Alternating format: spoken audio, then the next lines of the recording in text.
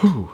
With an ever-growing market of people that want stable cell phone video, it is getting harder and harder to stand out from the crowd. And I'll tell you what something people really want, and that is to be able to charge their phone from their gimbal. But most gimbals don't really allow for this because you can't balance the phone and have it plugged in no matter what the company's press release says. Enter the Moza Mini Me, a gimbal that says, hey, you know that wireless charging thing that came out like 5 years ago? Well, we put that on a gimbal. Let's check it out. What's up everyone, I'm the Everyday Dad, and if I can figure it out, you can figure it out. Man, I never ever get sick of gimbals. Seriously, the current craze of smaller, cheaper, higher quality gimbals of all shape and sizes will just not get old to me. But even though that's great for us consumers, it is getting harder and harder for the growing number of companies to stand out. And I don't really like to check out products without them adding something to the conversation. So before we get started, I do want to say thanks to Moza for sending me this gimbal. They're not paying me for the video, but they did send this to me to review. And before we wax too poetic about gimbal design and functionality, let's get this sucker out of the box. For the first time, maybe second.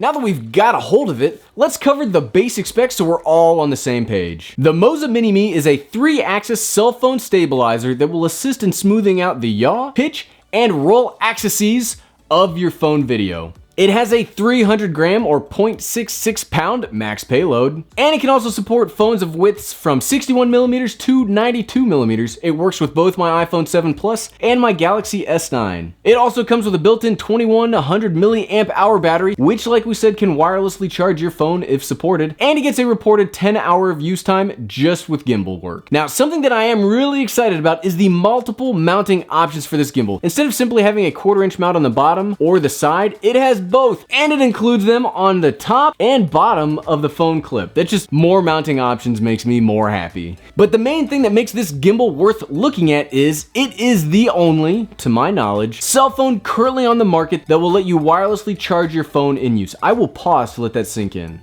Why hasn't anybody thought of this yet? Most gimbal manufacturers tout the fact that their devices can charge phones, but most have a really hard time balancing the phone while letting it charge. I almost am never able to get my phones to balance and charge at the same time. The Mini Me wirelessly charges while it's in place, which I think is genius, and every other gimbal manufacturer, if you're watching this, you need to have this going forward. It is a huge deal. Now, looking at the gimbal itself, there isn't that much to talk about it. All of these gimbals are basically the same design, doing the same things in the same way. I've used the DJI Osmo Mobiles 1 and 2, the Smooth Q, the Smooth 4, the Snopa M1. I've used so many gimbals, they all, I mean, let's be honest, they all do roughly the same thing. On the front, we've got the joystick. I'm a huge fan of these on gimbals, by the way. Below the joystick, we've got a dial, and that is basically useless for me, more on that later, and some additional buttons that can change the aspects of the stabilization. As per usual, you can switch it into selfie mode, you can turn on and off the pan and tilt lock, and there's even a mode that turns it into flashlight mode by itself. On the right side, you'll see the power switch, and something nice that I've noticed in more recent gimbals, they are starting to include a sleep type mode where you can quickly put the gimbal into standby and then turn it back on in a flash. This is really nice if you gotta move the phone around at all, or you want to move it without messing with the gimbal itself. I really like standby modes. 2 presses of this button is what turns on the wireless charging. I cannot get over what a good idea that is. Man, it's so good. We've also already talked about all the mounting points, so I won't go over that again to say I like having more options. So after using the Moza Mini Me for about a week, what are things that I like and things that I don't like about it? Let's start off and talk about the things that I really don't like, and the first one might be a deal breaker for you if you are in the market for a cell phone gimbal. It's kind of a big turnoff, and that is don't expect to get the app working with it right now. So all those extra features like tracking or time lapses, yeah, you gotta pull that band-aid off right now. I tried connecting with both my Galaxy S9 and my iPhone 7 Plus, and neither could connect to the Mini. They could discover it, but neither could connect to it. So hopefully hopefully a firmware update in the future or an app update will remedy this problem here shortly, because you cannot use the app. Now, I rarely use the native apps anyway, as Juns and DJIs are not the most Android-friendly apps in the marketplace. So for me personally, it's not a very big deal, but I don't like the idea for paying for something with a majority of the features locked away under a broken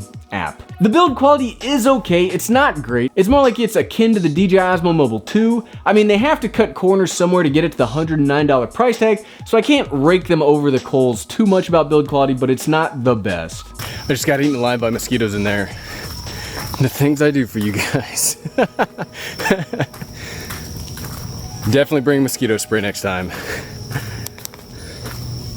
With that out of the way, let's talk about some positives. I think the stabilization works fine. Even when running, I don't see too much of that warping effect going into the footage. Stabilization, perfectly acceptable. I really like the 360-degree pan lock. It works really well. And actually, all of the locking modes work really, really well. They let you pick a point and keep your camera locked on it, and it will not budge from that location. Really, really good. But let's talk about the marquee feature, which is the wireless charging. It's such a simple feature, but it might make this the most useful cell phone gimbal to date. Seriously, I think this is a groundbreaking development. This single feature might make me switch away from my DJI Osmo Mobile 2. I mean, being able to charge your phone anywhere is great, but being able to charge it while you're using it from your gimbal, I can't get enough of it. So what, right? So should you get a Moza Mini 2? Now, if you never use the gimbal app with your cell phone and your phone is capable of being charged wirelessly, then yes, this is a game changer in the cell phone gimbal market. It will absolutely change how often,